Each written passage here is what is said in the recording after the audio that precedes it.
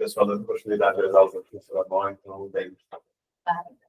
Não sei se dá para chegar, eu acho que dá pouco que não chegou. O projetor tá. Tá, bom, vamos lá, gente. Primeiro, vamos começar com situação epidemiológica da dengue aqui no Brasil. Por que isso é importante? Vamos só comparar em relação aos números, tá? A gente já teve, até agora, isso aqui eu atualizei ontem, mais de 6 milhões e meio de casos prováveis e muitos casos que acontecem como provável, porque muitas vezes o paciente fecha diagnóstico por simplesmente vínculo epidemiológico. Mas, nesse contexto, a gente já tem mais de 5.700 óbitos. Ainda tem quase 1.300 óbitos em investigação. Por que esse aspecto é importante? Vamos olhar a curva 2024, 2023. A gente começou a aumentar casos já no final do ano passado. Esse ano, logo no começo do ano, a gente está tendo proporcionalmente quase 5 vezes o número de casos comparado a 2023. E o que mais preocupa, a gente já está aqui na semana epidemiológica 42, 43, ainda estamos com números de casos acima do ano passado. Qual a previsão para o próximo ano? Pode ser que seja pior que esse ano. Por 2 motivos principais, porque essa previsão pode ser pior do que ano passado. Muito calor esse ano. Calor significa facilidade para propagar vetor. Segundo, agora começou a chover, está chovendo muito. Então, toda a condição climática facilita com que a gente explode de novo o número de casos de dengue. E aí, depois, além do número de casos, tem uma preocupação se vai ser mais casos graves do que 2024 ou não. Vocês vão entender por quê. A previsão que pode ter proporcionalmente mais números de casos graves. Você vai entender já o porquê isso. Então, é importantíssimo a gente aprender realmente a abordar dengue grave. Pior, esse aumento de casos desenvolvido, principalmente em região centro-oeste, região sul-sudeste, também uma área de região nordeste. Por que essa distribuição de número de casos desse jeito? O mesmo número de casos graves também desse jeito. Porque anteriormente, onde não tinha dengue? Era a região norte e nordeste. Então, talvez muitas pessoas lá já tiveram dengue mais de uma vez, então agora estão parcialmente protegidos. Região sul do Brasil. Quem é aqui da região sul do Brasil? Lá você aprendeu dengue na faculdade? Nunca viu, né? Por quê? Região sul do Brasil, Paraná, Santa Catarina, Rio Grande do Sul, não tinha dengue até 2022. E a gente deslocou de novo esse impacto da mudança climática. O calor chegou lá, depois da inundação, então esse impacto. Por isso, essa preocupação de o que vai ser ano que vem. Porém, se a gente tiver estados que proporcionalmente mais morrem pessoas, ainda são estados da região norte do Brasil. Então, é número relativo, ainda mais morrem pessoas na região norte do Brasil. A grande questão, aspecto diferencial 2024. Vocês sabem que a gente conhece 4 sorotipos de dengue. Na verdade, já tem um 5º sorotipo identificado. Esse 5º sorotipo foi identificado na Ásia, Sudeste Asiático. Por enquanto, ainda não espalhou. Mas, o resto do mundo tem 4 sorotipos principais. E pela primeira vez, a gente está tendo co-circulação dos 3 sorotipos quase o Brasil inteiro. Isso é importante, já daqui a pouco vocês vão entender isso também. Não sabemos o que vai acontecer na próxima sazonalidade. Se perpetuar esse comportamento, podemos também ter surpresas em relação ao número de casos graves. Tá bom? Então, primeiro, o que é dengue grave e qual é o mecanismo fisiopatogênico dessa doença? Todo mundo deve conhecer esse boletim, o manual do Ministério da Saúde, que está no começo desse ano, e a dengue grave no grupo C, na verdade, é o grupo C que não deu certo, que era grupo D. Então, o grupo C, aqueles que têm sinais de alarme, acho que todos vocês conhecem. Eu brinco que o grupo D é quando não conseguiu tratar de levar e vira paciente grave. Então, quais são os mecanismos, fatores envolvidos? Primeiro, fatores do hospedeiro. a gente sabe que extremas faixas etárias, então, o pessoal acima de 60, principalmente acima de 70 anos, crianças são os grupos de maior risco de gravidade. Também gestantes, pessoas femininas, em relação ao imunocomprometimento. Depende do tipo de imunocomprometimento. Quem é que trabalha no SESC? Só Maurício de contatos também. E também, bom, vamos lá. No meio do ano, perguntei para o pessoal do SESC, quando eu dei aula para eles, aumentou a internação de paciente com dengue? Não. Paciente oncológico não parece ser pior, mas alguns tipos de imunossupressão sim pode ser pior. Então, nem todo paciente imunocomprometido realmente é fator de risco. Fatores genéticos. A gente sabe que pessoas de ascendência africana é um fator protetor. Talvez por isso a gente não vê tanto caso de dengue grave na África. Mas é um ponto interessante. E alguns tipos de HIV também são fatores de risco para forma mais grave da doença. Fatores virais. Todo mundo fala que alguns sorotipos parecem ser mais graves do que outros sorotipos, mas isso não é consenso na literatura. Existe uma dúvida se realmente o sorotipo 2 é pior ou não do que outros sorotipos. Isso não é consenso, tá? Mas a gente sabe que a viremia, quanto maior a viremia, maior chance de ser forma grave da doença. Porém, o mais importante é estado imunológico do paciente, não em relação ao estado imunocompetente ou imunodeficiente, mas sim a exposição prévia a outro vírus de dengue. E aí que tem um mecanismo que a gente chama de como se fosse realce anticorpo dependente. Né? O que é isso? Para explicar isso. Uma pessoa, a gente tem 4 sorotipos. Uma pessoa inicialmente infectada por um sorotipo, logo no começo ele produz anticorpos, pega uma facilidade de comparação. Todo mundo lembra de toxoplasmose? Quando o paciente vem com IgM e IgG positivo, principalmente gestantes, o que a gente faz para saber se é uma infecção recente ou não? Teste de avidez. Quando a infecção é muito recente, eu tenho avidez alta ou avidez baixa? Baixo.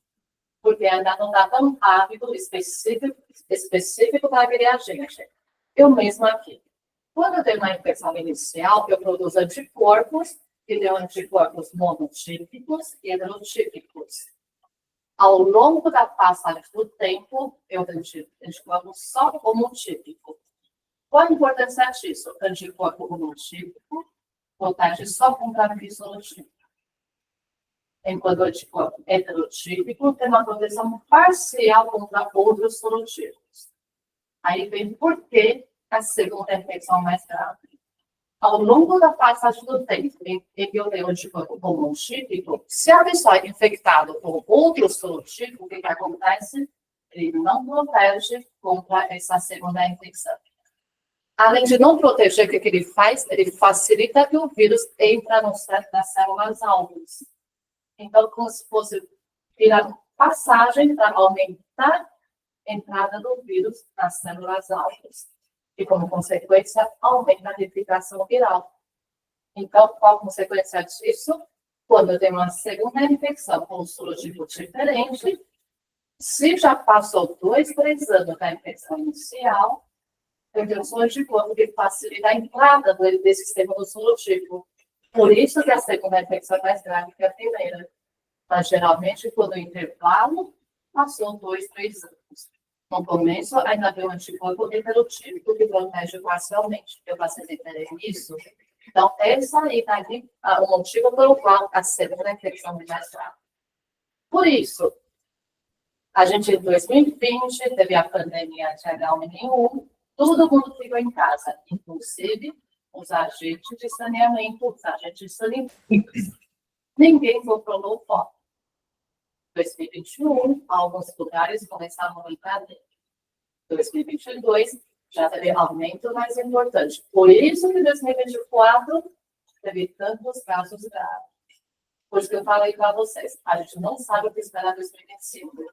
as pessoas que tiveram, se foi o primeiro caso de dengue, primeiro episódio em 2022, se pegar de novo em 2025, pode ser mais grave. Então, vocês estão entendendo por que a previsão que não vem pode ser pior que esse ano?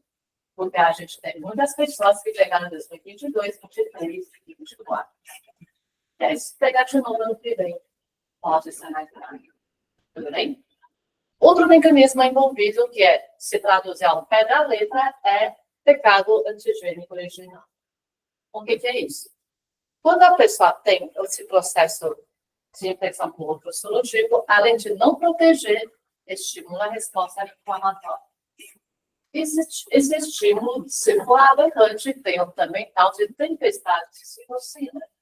E aí eu tenho um componente imunológico que ajuda a causar quadro grave na doença. Então, esse é básico de mecanismos fisiopatogênicos de dengue e dengue grave. Você vai todo mundo entender isso? Muito bem. Então, se eu vou dizer isso, na verdade, se eu vou ter ou não vou ter dengue grave, depende muito de equilíbrio de resposta imune entre o lado protetor e o lado que pode ou não potencializar patogênese da doença. Se eu tiver um desequilíbrio, principalmente uma resposta exacerbada imunológica, inflamatória, eu tenho a forma grave da doença. Então, dengue grave é uma sepse, eu tenho um desequilíbrio inflamatório e anti-inflamatório, eu tenho uma etiologia infecciosa, e eu tenho uma sepse. Correto? Qual a diferença em relação aos mecanismos? Fluidoterapia da sepse, todo mundo sabe que eu não vou falar aqui. Por isso, é importante de fazer também a ressuscitação polêmica em fase de dengue. Mas na dengue, a gente tem alguns mecanismos diferentes. Esse artigo, se quem tiver interesse em ler, será que eles são mecanismos iguais? O que a gente tem de diferente? Características particulares da dengue. Existe um mecanismo de própria doença que facilita extravasamento vascular. Como que isso acontece? Primeiro, o próprio vírus da dengue infecta a célula endotelial. Por isso, eu tenho uma endoteliite para a própria doença. Segundo, aquele antígeno que a gente usa para fazer diagnóstico, NS1, esse antígeno provoca a desestrutura endotélio-endotélio. Naturalmente, eu quebro a barreira, facilito também o extravasamento de líquidos. Já comentei com vocês o lado inflamatório, desconfigurou. E também tem o lado de complementos, que ajuda a também frisar a superfície endotelial. Então, diferente de mecanismos habituais de sepse bacteriana, eu tenho outros componentes que causam quebra da barreira, facilita o extravasamento de líquido para os espaços. Por isso, que veio o racional tratamento de dengue grave, aliás, qualquer dengue, reposição polêmica, fisioterapia. E na dengue grave, por isso que veio todo esse raciocínio em relação à reposição de fluidos com os protocolos que recomendam. Então, a gente pode dizer qual a diferença da sepse bacteriana versus dengue grave. Choque hipovolêmico. Nesse caso, eu tenho um componente de extravasamento e também características do espaço. Parte cardíaca, a gente vai comentar melhor, o vírus tem ação direta. Parte hepática, eu posso ter ação tanto viral direta quanto lado inflamatório. Parte renal, além de alteração da perfusão, eu também tenho ação direta. E a parte hematológica, a gente vai comentar especificamente sobre a plaquetopenia, mas eu tenho outros mecanismos que causam também distúrbio de coagulação. Por isso, vai um pouco além do que a gente conhece de sepse bacteriana. Então, já primeiro recado para todo mundo. Apesar de diagnóstico de sepse ou diagnóstico sindrômico. Mas, depois desse manejo inicial, a gente tem que conhecer agente etiológico, porque depois vocês vão vendo tem comportamento diferente. Seu comportamento é diferente, muitas vezes o tratamento é completamente diferente. Então, por favor, vocês estão sendo formados nos melhores hospitais do país, aprendam sepse e atrás da etiologia. Além de quantas vezes a gente chega na hora para você com sepse, não tem ser fisiologia não pessoal. Então, vamos atrás da etiologia, tá bom? Muito bem. Então, sobre essa conduta de reposição volêmica, o que o protocolo escreve? No começo, 20 ml por quilo em 20 minutos. Depois, reavaliação, a depender, continuar fazendo essa reposição de fluidos. O que acontece na vida real? Vamos lá. O pessoal está na UPA, no PS, o paciente chega com quadro de gravidade, 70 quilos, tem critério de fechar a grave, começar essa reposição 20 ml por quilo em 20 minutos. Isso significa, em 20 minutos, andei 1,5 litro para esse paciente. Depois, reavaliação está estável, deixa a manutenção, o soro 10 ml por quilo por hora, o que significa mais 700 em uma hora. O que o protocolo recomenda? Colhe o exame, ver se a hematócrito está subindo ainda ou não. Não é isso, então você colhe o exame. No meio dos mundos, o exame demora algumas horas para sair. Nesse meio tempo, você reavalia o paciente, pega o PA, você faz mais um ataque de soro. Aí, quando sai o exame, vou lá, né? O hematócrito subiu, eu vejo no leito na UTI. Na vida real, até chega na UTI, está totalmente desconfigurado, o paciente recebeu quase 4,5 litros, se chegar 6 horas na UTI. Qual a consequência disso?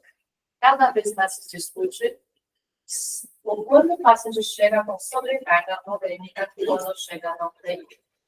Esse artigo avaliou 210 pacientes que tinham diagnóstico confirmado de dengue e quando chegou no PES com choque, quando chegou na UTI, quase 40% dos pacientes já tinham evidência de sobrecarga volêmica.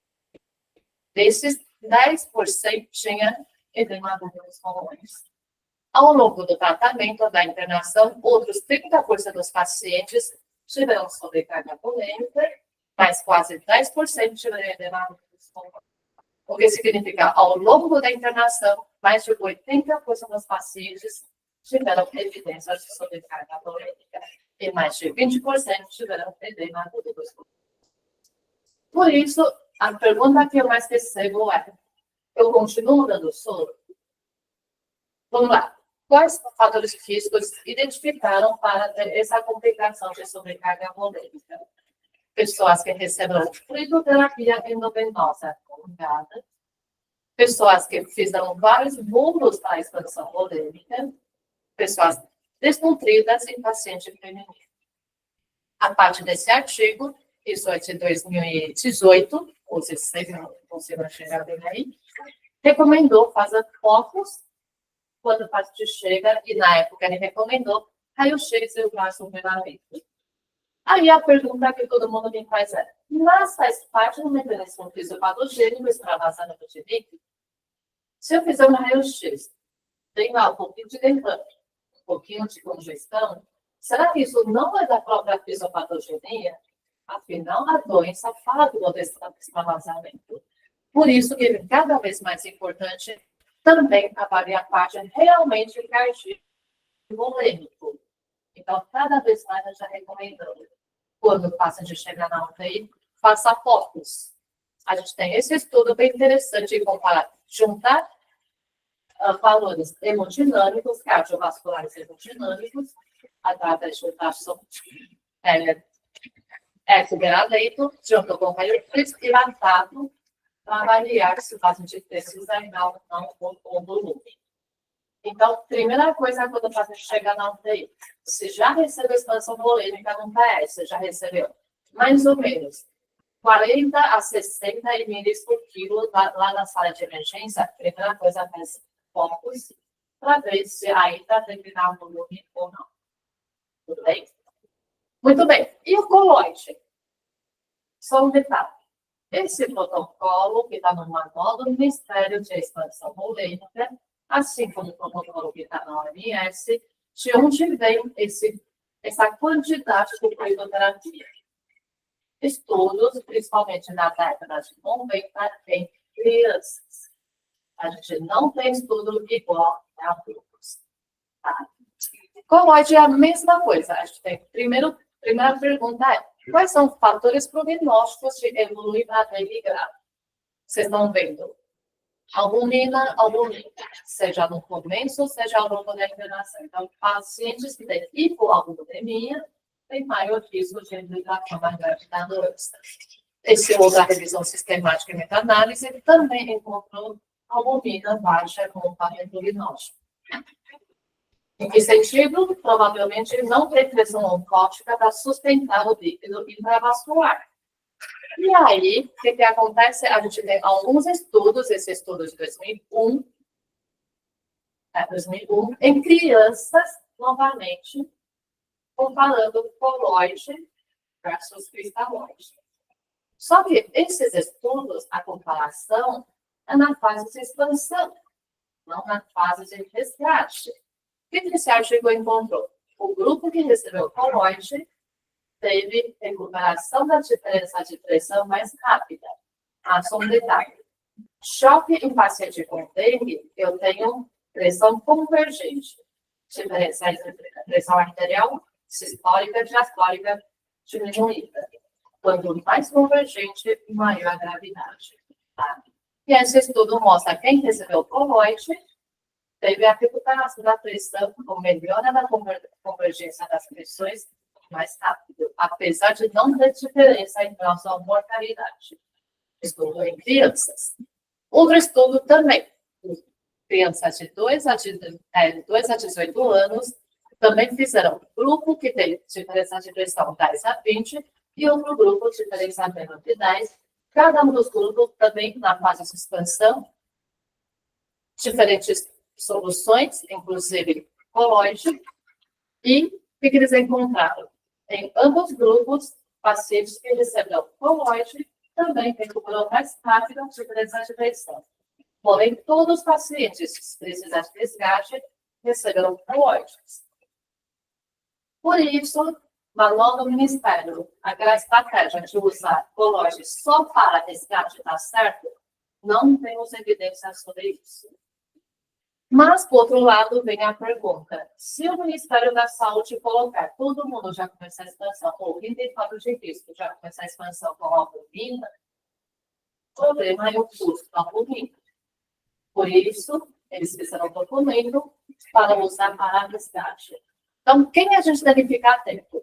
Provavelmente, coloide mais precoce para aqueles que têm maior risco de sobrecarga no momento.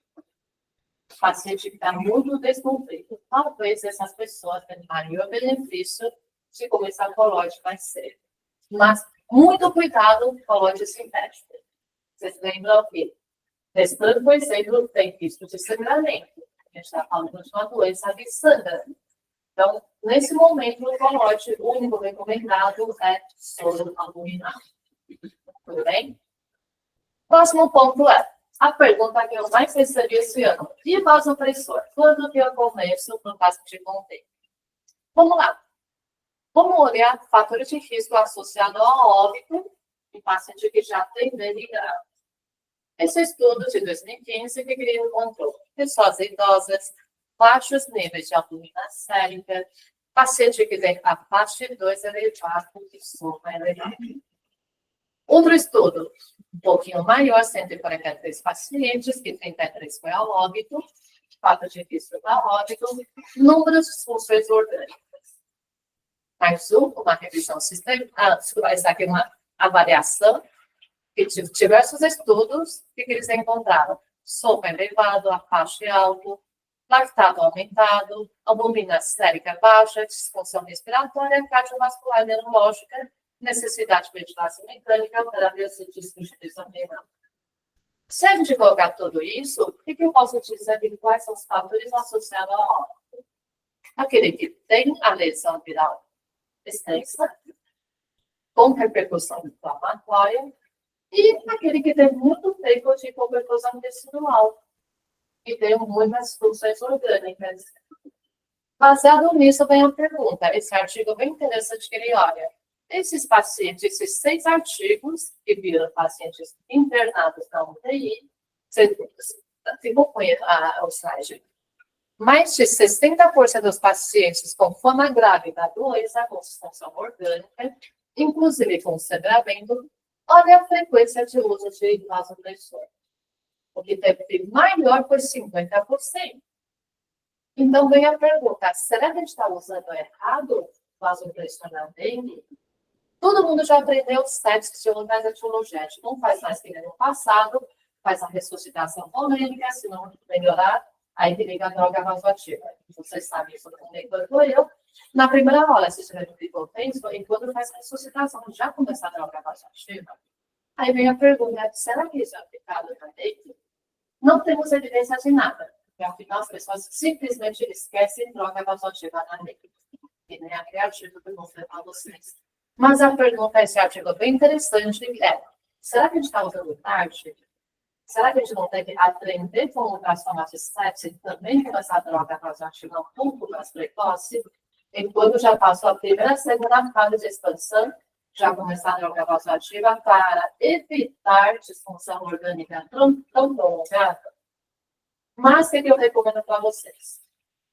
O paciente chegou na UTI, já recebeu fluidoterapia, já recebeu 5, 6 litros de volume. Você fez poucos. A impressão já está cheia.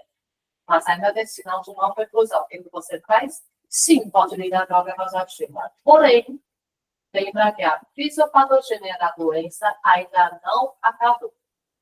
Todo aquele mecanismo que eu falei para vocês, viral, inflamatório, geralmente vai até 24 horas após cessar a febre.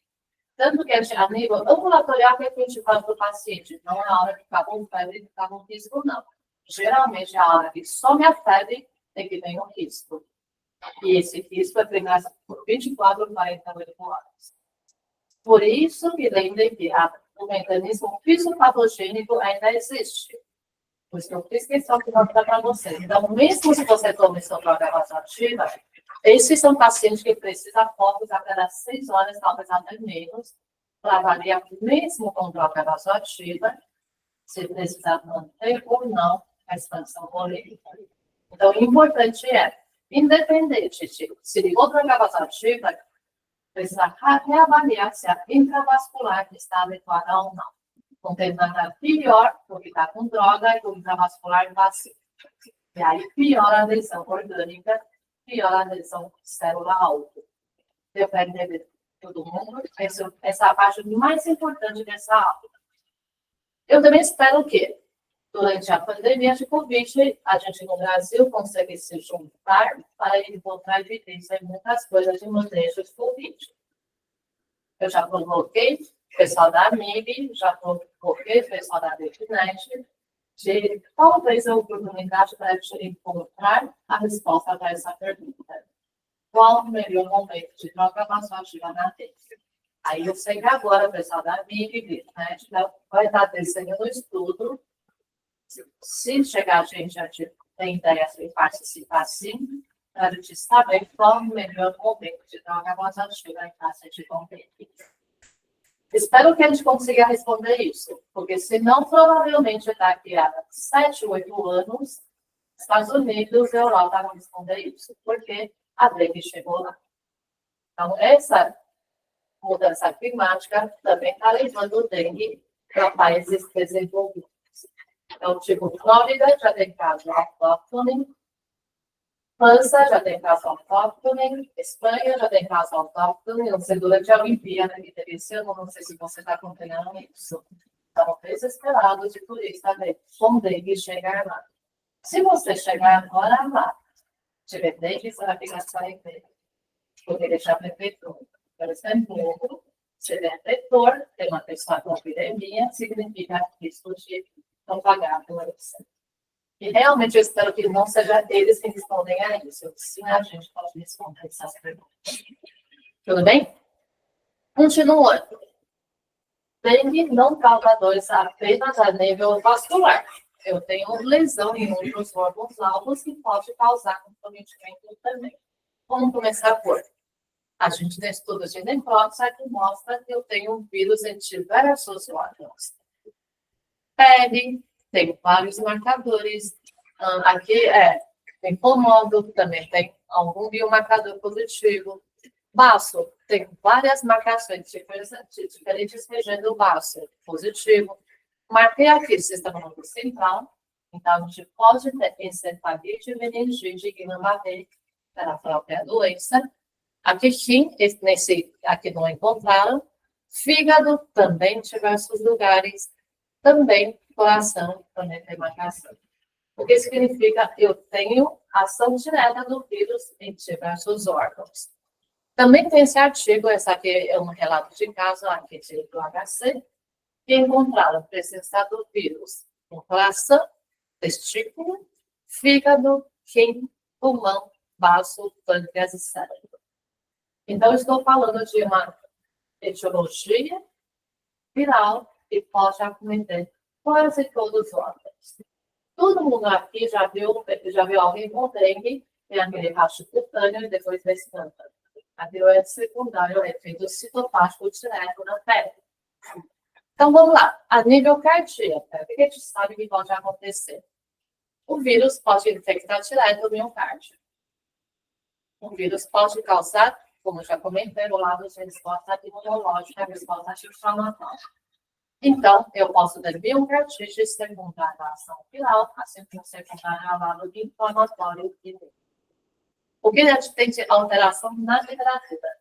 Alteração de ritmos. Taquicardia, taquicardia, bloqueio e alteração seguida desse tempo. Assim como pode ter uma miocardite, nessa revisão sistemática, encontro até quase 40% dos pacientes de miocardite. Posso ter derrame pericárdico, bloqueio atrioventricular, bradicardia e também pagoçoto. Então, não esqueça que a gente está falando de uma situação que pode ter todas essas alterações cardíacas. Por que isso é importante? Se você começou droga vasoativa, fez ressuscitação volêmica e o paciente continua não tendo boa resposta, avalia realmente se a função cardíaca está adequada. Recomenda-se dosar glucotina, a ver se tem realmente miocardite. Grande parte dos pacientes, quando recuperam também a função cardíaca. Então, parece ser muito mais ao lado inflamatório, contribui com isso, para algum grau de ação direta contínua. Tá bom? Da parte pulmonar. Essa revisão sistemática avaliou 255 pacientes, mais de 10% tiveram alteração pulmonar.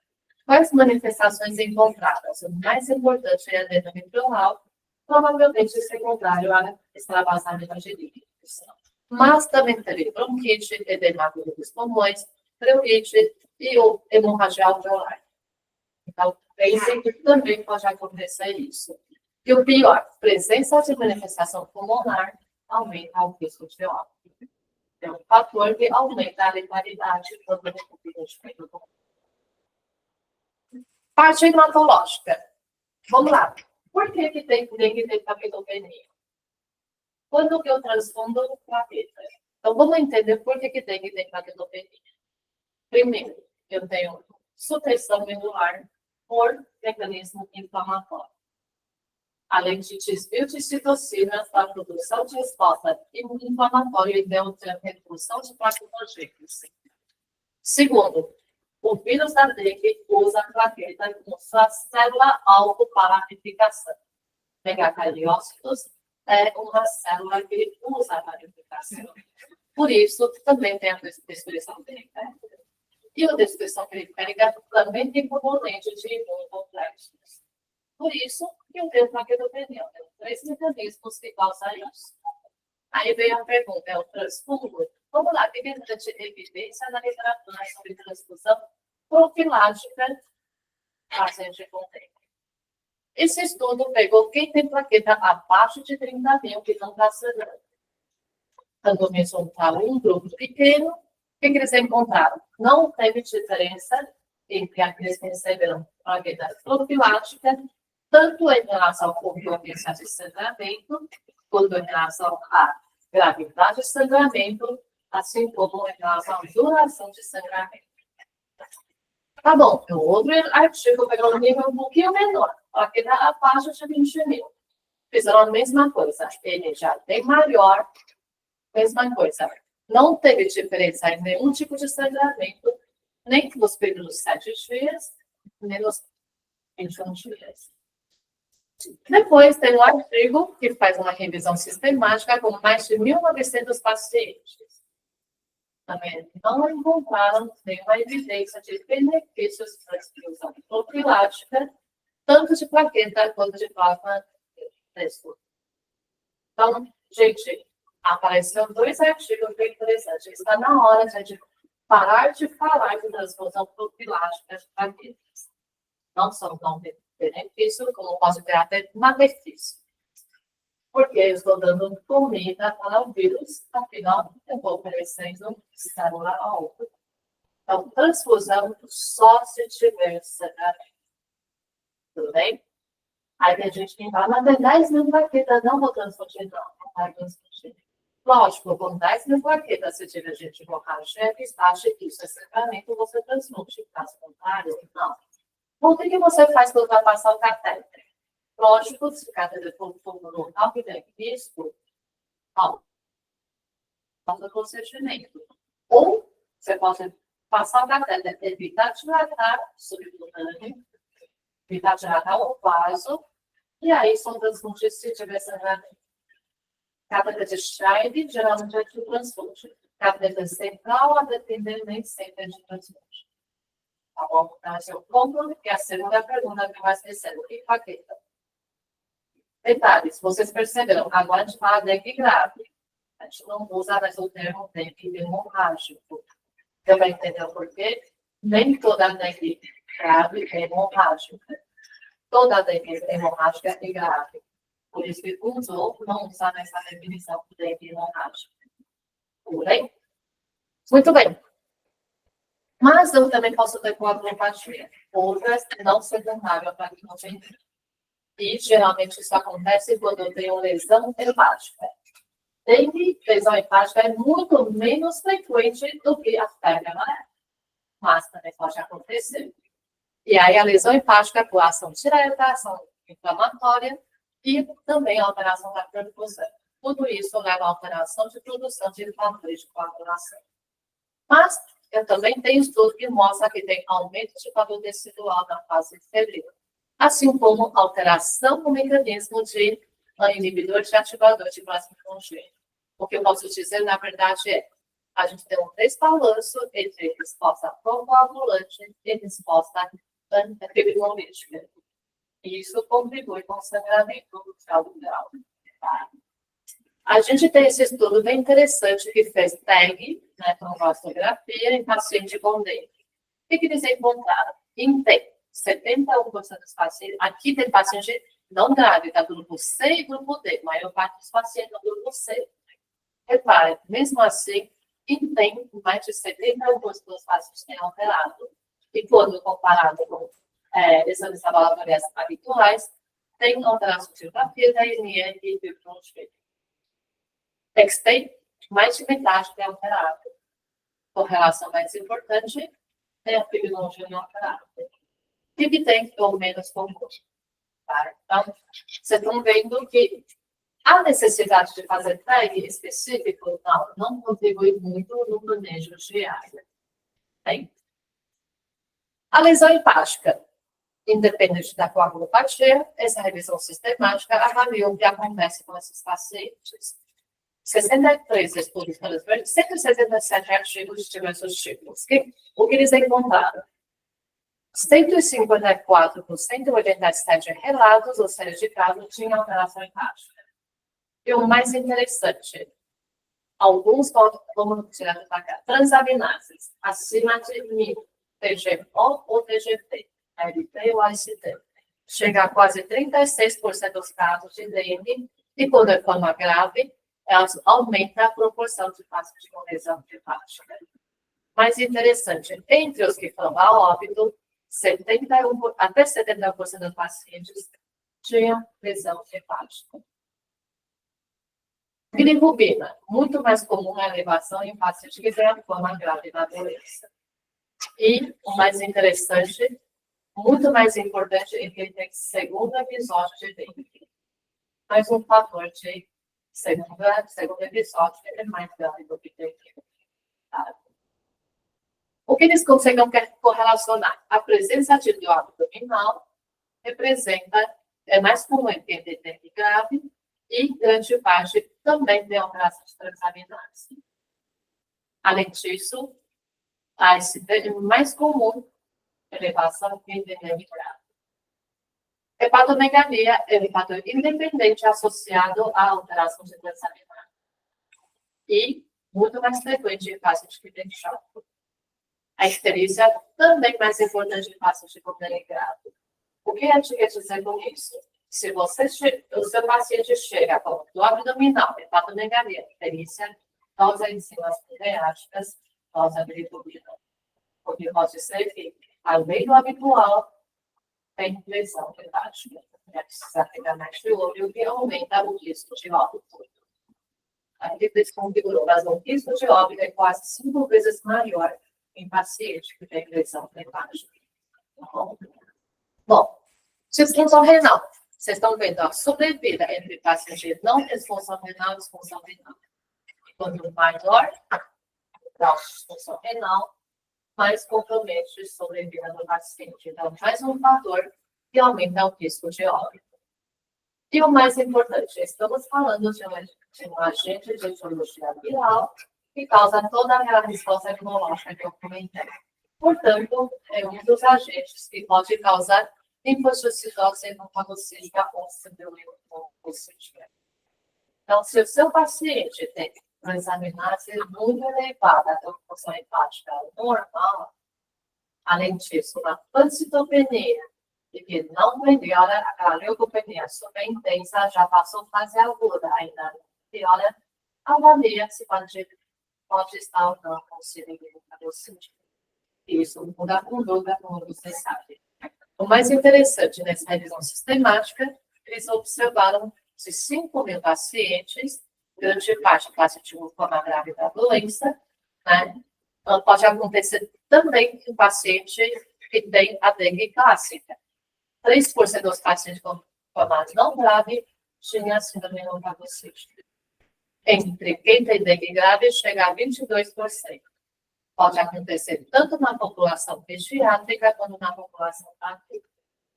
E quando tem síndrome hemofagocítica, a mortalidade é 20%. Então, o quartil chega a 37%. Então, precisa ficar atento. A grande parte passa despercebida. Tá bom? Acho que esse é o último slide. Recomendação para vocês, então. Vamos lá. Logo na chegada. Expansão polêmica, cristalóide no começo, depois, de acordo com o fator de risco, momento da etapa oncoloide, e avalia se não droga vasoativa. Mas o mais importante é que é a avaliação constante da intravascular. Feito isso, o paciente não melhorou, avalia se pode ter ou não disfunção cardíaca, renal, e também avalia se pode estar tendo sangramento. Se você fez focos, fez uma ultrassom abdominal, viu que o líquido totalmente extensivo, hematócrito parou de cair, parou de subir, mas o paciente não melhorou clinicamente, avalia se não tem sangramento cavitário e outra complicação que pode acontecer. Tá? E lembrar transfusão só se necessário. E o mais importante, prevenir infecções. Se paciente você fez tudo isso, e aí pegar uma infecção relacionada à assistência, quase triplica o risco de óbito. Então, todo cuidado para o paciente não morrer. Um paciente com dengue bem cuidado, grande parte é internação de 5 a 7 dias e sai. Grande parte morre aqueles que passou alguma coisa. Né? Ou que ficou muito tempo com hipoperfusão, aí tem sangramento de diversos órgãos. E o mais importante, espero que a gente possa juntos aparecer novas evidências, mas o mais importante, juntos cuidar desse planeta, senão a arbovirose não acaba. Acho que vocês vão ouvir agora pessoas morrendo de loucura, pessoas morrendo de chikungunya, que são 2 doenças que acreditavam que não morriam.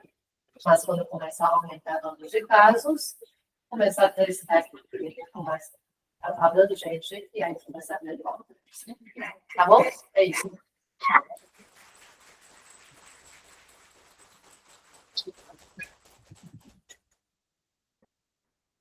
Alguém tem alguma pergunta? Se conseguir identificar está indicado para a mudança de cartão registrado, corticoide é uma proposta. Depende, na verdade, se estiver na fase muito precoce, já diagnosticado, o que seria precoce? Até 5 dias. A gente recomenda dar preferência para imunoglobulina, com base na TAC, por causa da ação de corticoide na dele. Já tem estudo que mostra que realmente aumenta a viremia. Então, em vez de usar corticoide, idealmente, com relação à pele, se imunoglobulina. Isso nacional, vai. Puxar o primeiro catarro vai ajudar. Aí vem o seguinte, essa pergunta é muito boa, corticoide em paciente com choque refratário. Se você pensa que esse choque refratário tem algum componente de infecção secundária, tá corticoide que é o carcinoma de sepsis. Se você acha que é por outros mecanismos da própria doença, da própria dengue, a gente não dá. Porque realmente pode prolongar a viremia ou até aumentar a viremia. Mais alguma pergunta, doutor? Eu espero que está todo mundo preparado para a próxima sazonalidade de hoje. Isso aí, gente. Obrigada. Muito obrigado, professor.